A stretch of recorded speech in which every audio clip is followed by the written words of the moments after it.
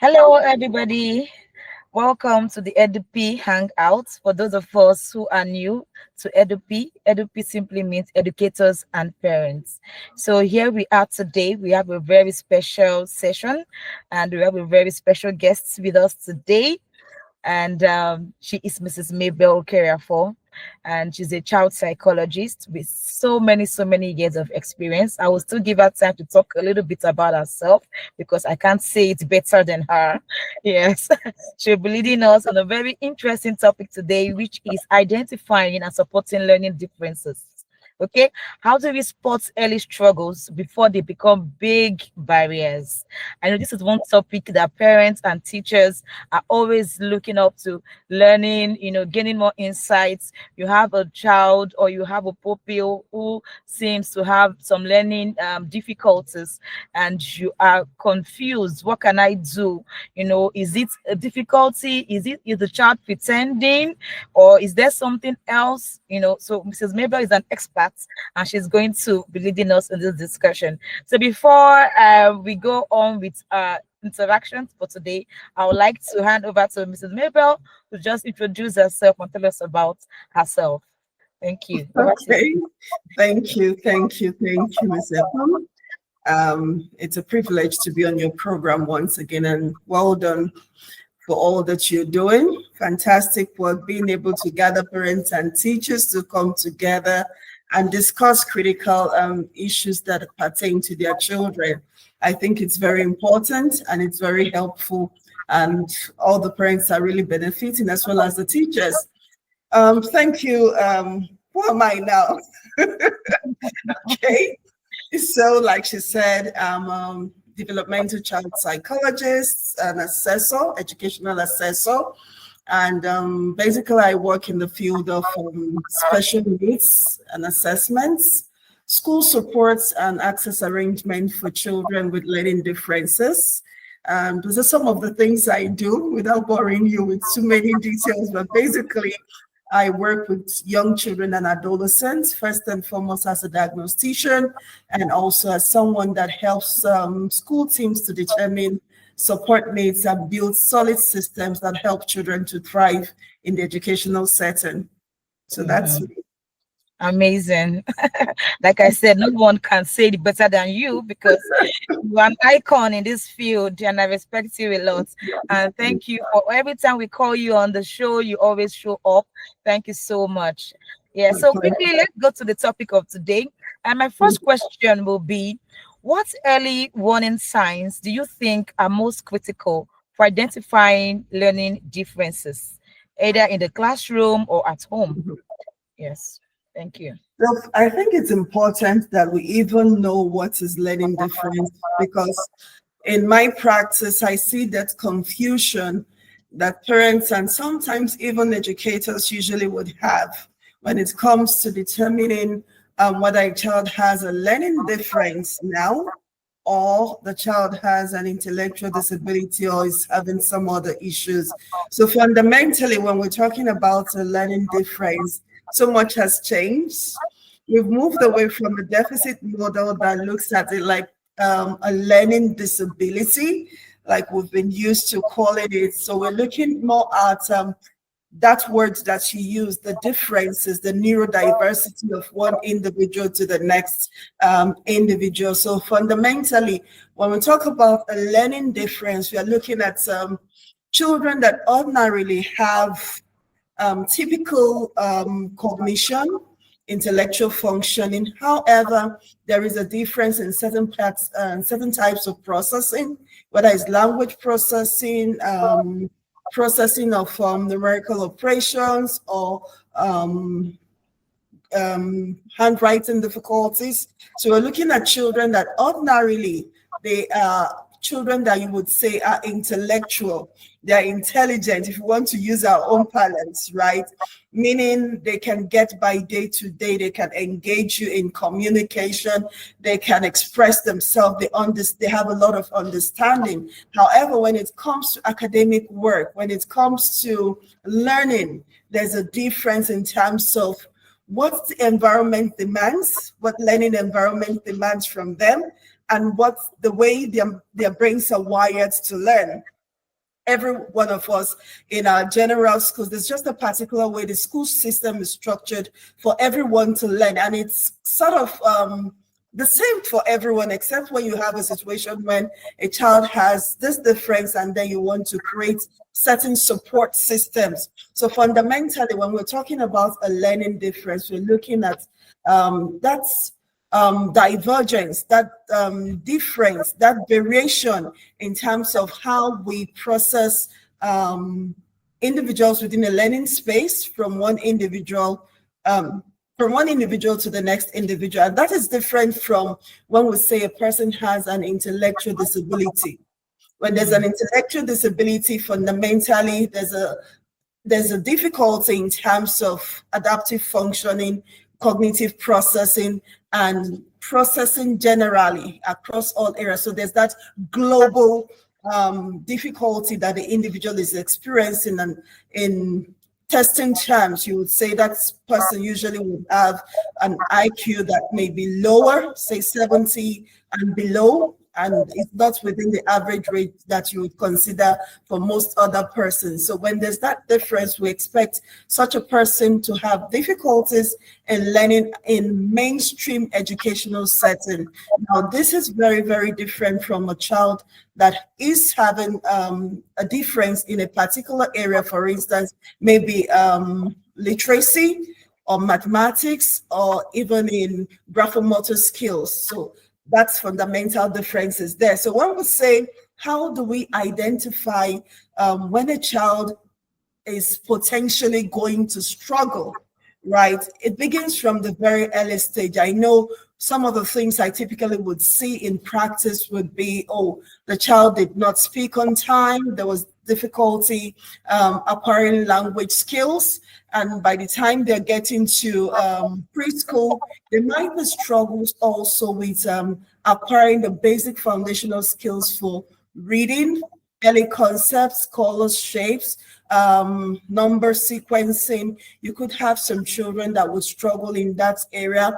And in some cases, you would have children that might have difficulty with attending. You say, oh, they're just all over the place. They can't seem to sit very still. So you could have that situation also. You could have children also that take time to come up to speed with fine motor skills, scissor skills, and things that you would see peers picking up very easily. You find that they could be struggling. So when we have a cluster of these things going on, it's just a time to take a closer look at that time. That's not the time to say, oh, this child has this or that. It's more about beginning to build an evidence base to see if there's an actual struggle that is going on with this child, or is something that is going to be a phase that the child would eventually come out of. But when we have a child that's having distance repeatedly and consistently, and you can see a pattern, it might potentially point to issues that will cause a learning difference in the future. Wow. Thank you so much. Amazing. I really love the way you gave practical analysis, real life scenarios, those things that we can actually look out for. Some of these things we just feel the child is being lazy, but most times not about being lazy. These are red flags that we need to pay more attention to. And you actually mentioned something about the recent word now. Things are changing, and formerly we always learning disabilities, but now we know it's learning differences. So as teachers, as parents, we just need to keep on updating ourselves with current information. Thank you very much. Let's go to the next question. So how can parents and educators collaborate more effectively to create a consistent support plan for the child?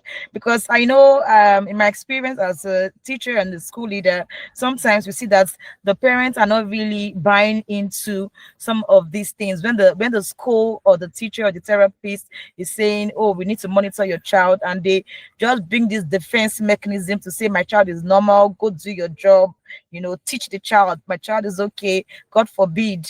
So how to parents and educators collaborate more effectively so they can actually support children with learning differences?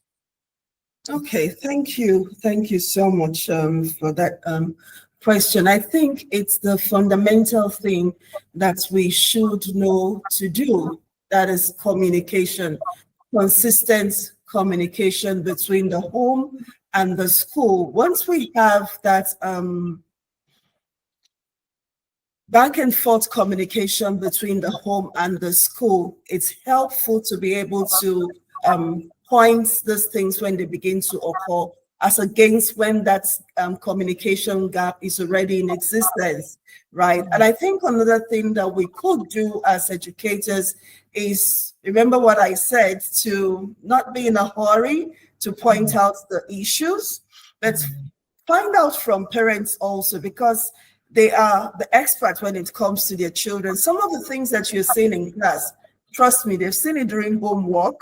They've seen it in their children. They have the child's history. I know, for instance, oh, my child didn't speak on time. I know, for instance, oh, how long it took for us to build, to acquire phonics skills, how difficult reading is becoming. I can see that my child is a bit avoidant when it comes to schoolwork and reading, like they could practically have a tantrum and a meltdown every time we have to read. So parents are much of an expert when it comes to their children. So I think it's opening up the conversation to first and foremost find out from the parents, oh, what have you noticed at home? How is homework going at home? Let them be in a place where they can volunteer information, and then you come up with your data to say, oh, I also noticed this. So did you see it at home? Have you seen this at home? And then they're able to say, oh, yes, I did. And you say, okay, we can begin to collect this data together so that we know how to support Rose, how to support Nadine, because now you're working together as a team. You're taking it from the perspective of what the parents have seen at home, not just what you are seeing in school. You're integrating that data to form a holistic picture. And so when eventually similarly main issues begin to crop up, you have a place where this conversation has started, meaning you're building up evidence. Maybe first time we talked about this and we've walked around it. I've told mommy, oh, mommy, can you do this more frequently with Nadine so that we can compare, we can support her and see how she makes progress. So by the time we're getting to second, third term, Mom has been part of the process. We have been working together. We have been talking about it. I'm also sharing with Mom as a teacher what I have been doing to support Nadine, how much time, extra time I give her after class, and how I break down her work, how I have to reteach her. So that by the time we're getting to the end of the school, for instance, I'm not saying we have to wait for that long. I'm just saying for parents that may find it difficult to begin to understand, you want to build that evidence, you want to give them time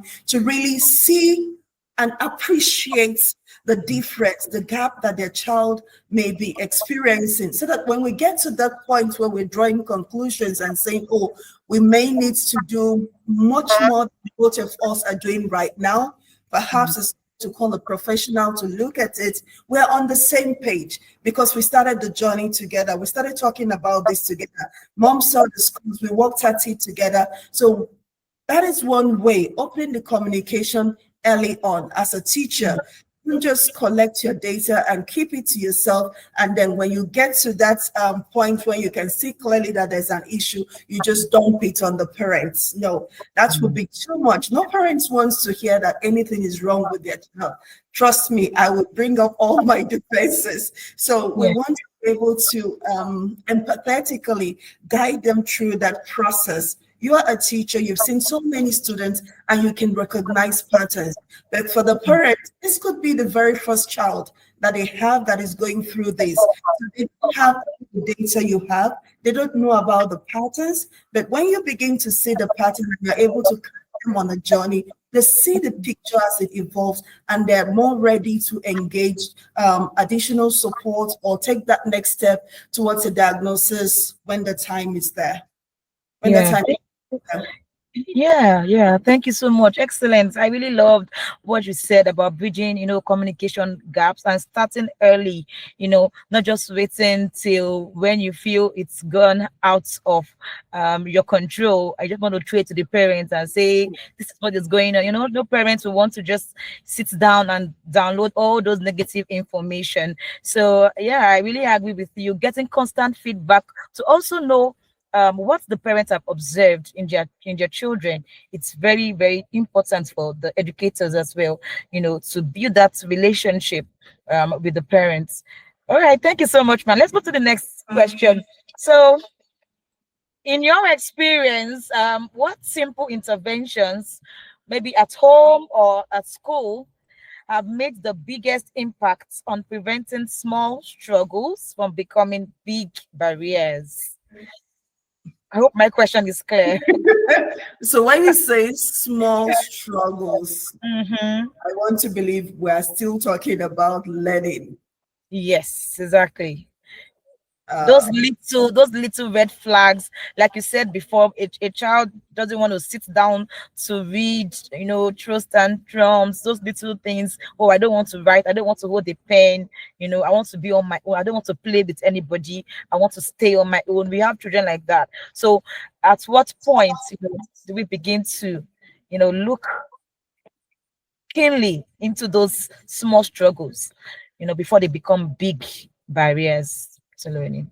I would say for parents, once you realize, because again, a lot of times parents know there's the gut feeling that tells you that, oh, my child is moving around much more than their peers, right? Even though we always would say do not compare two children, because the truth of the matter is no two children are the same.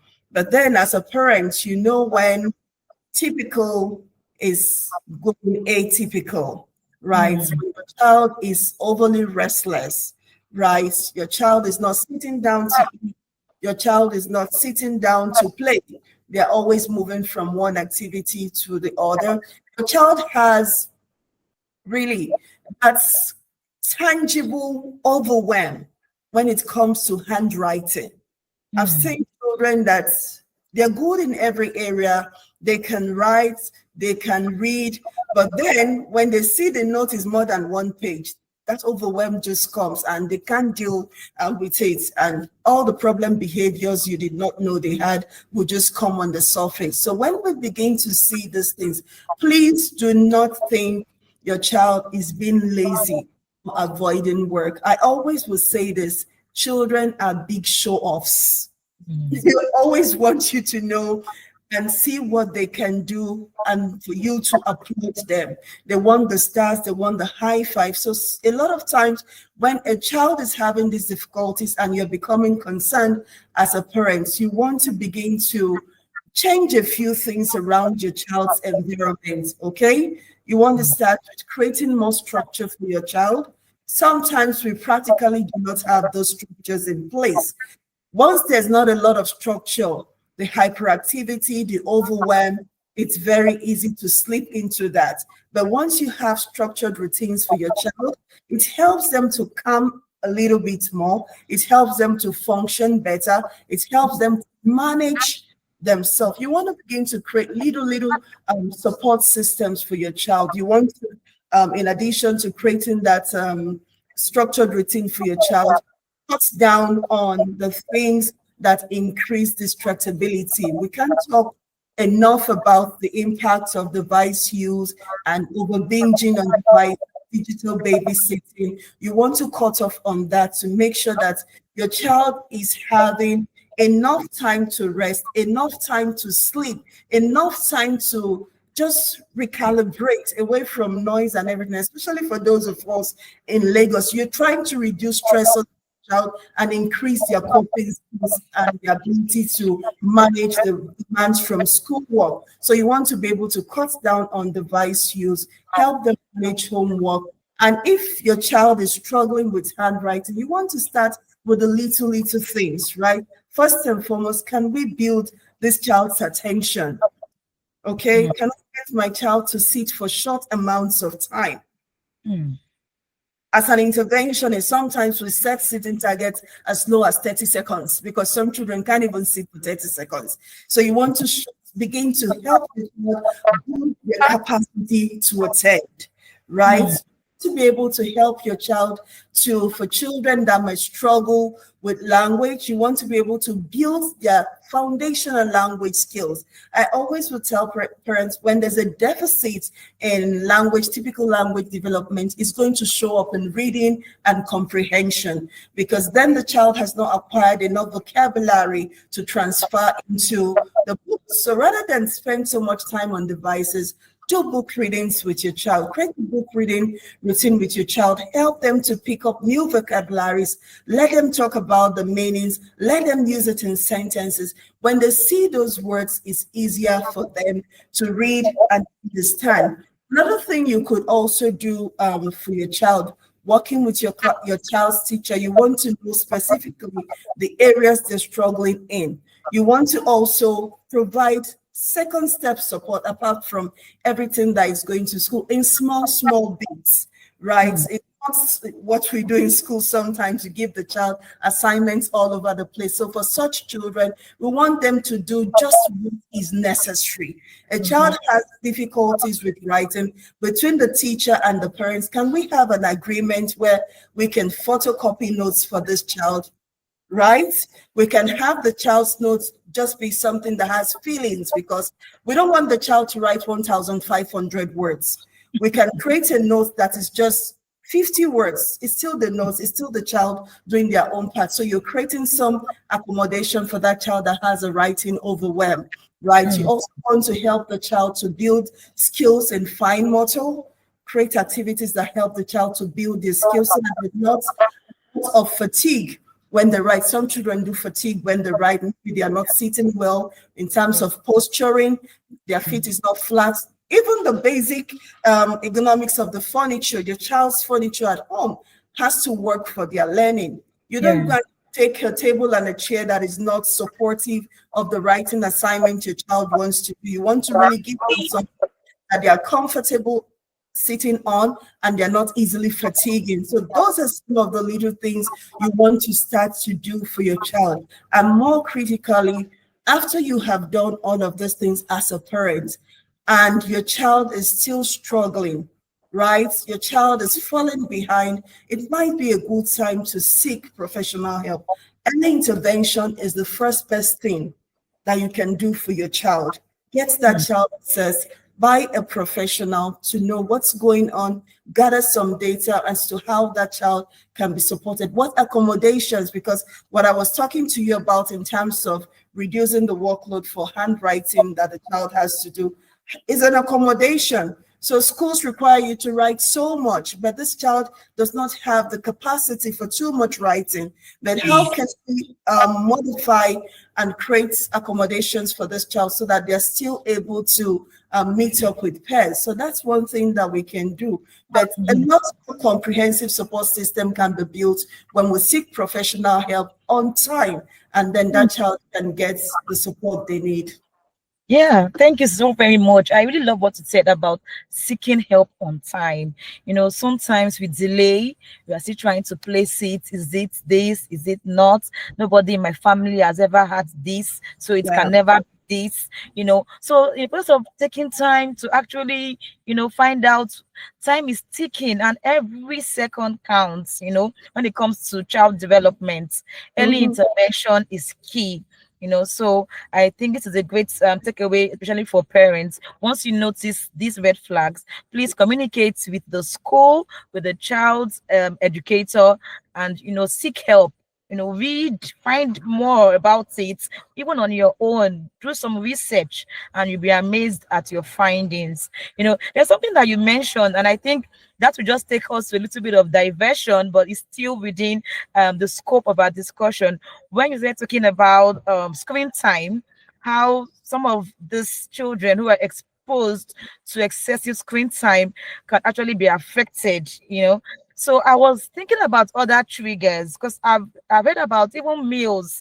some certain kind of meals that children with learning differences take, and it affects their behavior. But I'm not so certain that so many parents are aware, because I remember an experience in one of the schools I worked where a parent was being advised by the therapist to cut down on some sugary foods and all of that. But she said that no, my child cannot suffer. My child has to take this. I can't let him just take bitter meals.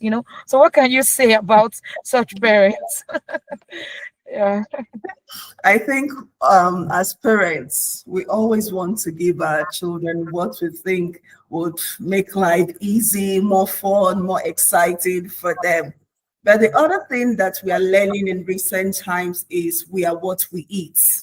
Hmm. Okay, beyond children with learning differences or specific diagnosis, the truth of the matter is we are what we eat. If you eat junk food, you're putting your health at risk, right? Let alone for children. Young children require all the nutrients they need, they can get for brain development, for muscle development, for everything that they're still growing. So their bodies are just building cells. They're building cells, they're building systems. So they need all the natural food that they can get, that the body can easily process. Hmm. Right? Some of those things that we take, the fizzy drink, the colorants that you have in foods, they're not digestible by our body system. So they Hmm. end up being toxins in the system. They are not, when the brain is not getting the nourishment that it should get. At the end of the day, it's causing a lot of problems in our bowel system. So I think for that parent is just to understand, especially when you have a child with a learning difference. I know for some children on the autism spectrum, for children with attention deficit and hyperactivity disorders, they do benefit tremendously from nutritional management, because for a lot of children on the autism spectrum, sometimes they do have gut issues, right? And their body is not able to absorb certain kinds of food. They are just there in the system, causing more problems for the children, causing digestive issues, causing restlessness, causing gastrointestinal issues. And because they are not able to communicate this discomfort, you will see it in behaviors. And then the brain that we're trying to get to calm, we're creating less opportunities, less nutrients. We're supplying less nutrients for the brain to be able to work and build connections for information processing. So it's just good for such a parent to understand the parts of nutrition and proper diet in building the internal systems that therapy would work with. You don't do a lot of sugary food, you don't do colorants, you don't do artificial flavors. It's just good to be natural with our children. They don't need all of these things. We're just overburdening their system and causing more problems. We have increase, not just difficulties for children on the spectrum, we have increase in childhood obesity because Hmm. our children are eating things that are not healthy, and then we're not moving. So they're eating so much, they're really moving. They're they're playing couch potatoes all over the place and Mhm. carrying their devices. So Yes. you feed them, you put the laptop in front of them, put the TV in front of them. There's no movement, there's no play outside. Come on, we shouldn't be doing that to our children. Feed them Exactly. healthy and send them out to play. Just generally, good food, just the same way they need it even more. Exactly. Thank you very, very much. And that's so true. In fact, I realized that children are having lesser playtime now than we used to have when we were much younger. Because even looking at schools these days, you see some schools, they hardly come out for break time, and you are wondering. I remember when I was in primary school, it was compulsory for children to always come out. You must come out, you must have fun, you must play. For so many schools, when you pass by, even at break, you just see them eating their meals. After eating their meals, maybe they just have some time to talk to their friends and they are back to work again. So even when they come back, like you said, they take their devices, sitting for 2, 3, 4 hours, watching no movement, they're not burning out the calories. So we need to be really, really careful. Thank you so much for giving My us all of pleasure. those beautiful tips. So last question before I let you go. It's been so interesting and I'm just enjoying talking to you, really. Yeah. So now, what final advice do you have for parents and educators in identifying and spotting learning differences before they become big barriers?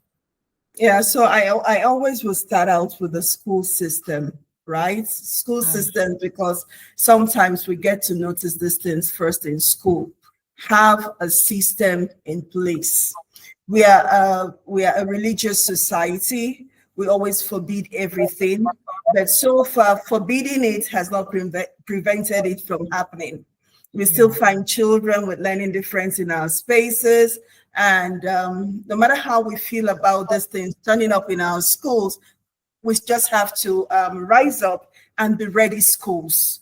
Okay, Mm, we really have to build systems that place us in a position of readiness to be able to identify and mm, support these children. So beyond a typical developmental screening, okay, once you begin to notice, we should have a system where data can be collected, because that data collection is very key. We should have a system of data collection that shows the learning profile of children as they move from one class to the other. Let's not just transfer the children and transition them to the next class and the next school without sharing that information. Once that information is collated and it is shared and support is sought for that child, when it's systematic, there's every likelihood that the parents would get that information and get the support for the child. So it's important for us as educators, as schools, to have systems in place when children are showing certain patterns, right? The child is not playing with other children. The child is having difficulties with writing. The child is struggling to sit still. The child is all over the place, social issues, language delays. You could see all of these patterns. Let's just not shrug it off and just want to move on. Let's be able to collect this data. Have screening programs in place is key. Apart from the overall developmental screening programs, the early learning screening programs for preschool children as a transition to first grade. You want to be able to check all of those things. And what is the beauty in this? It's not about labeling, it's about readiness. Once we are able to pick it up, we can say, okay, this is what is potentially going to happen. These are the systems we can begin to put in place. During summer, we want to have a vocabulary-rich summer program for this child because we see there's a gap in that area. Or for this child, we want to make a recommendation for speech intervention because there's a need in that area. Or for this child, we want to be able to see if we can do a tailored handwriting program and support for this child so that this child can pick up by the next school year. So that's data, and that systematic process is very crucial and something that schools can do. And teachers also. Teachers should not just, we should move beyond comparison, yeah. right? We should move beyond comparing one child to the next child. Gather the provide first level support.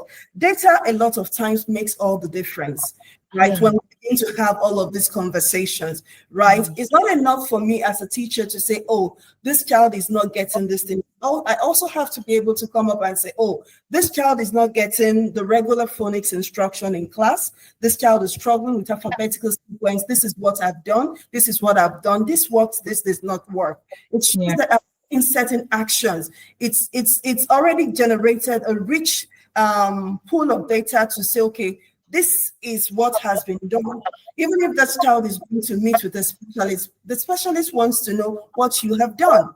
Not every Yeah. child that struggles in first term, that has a learning difference or a learning difficulty, has an issue. No, some children are late bloomers, right? But you cannot tell the differences if you do not have your data.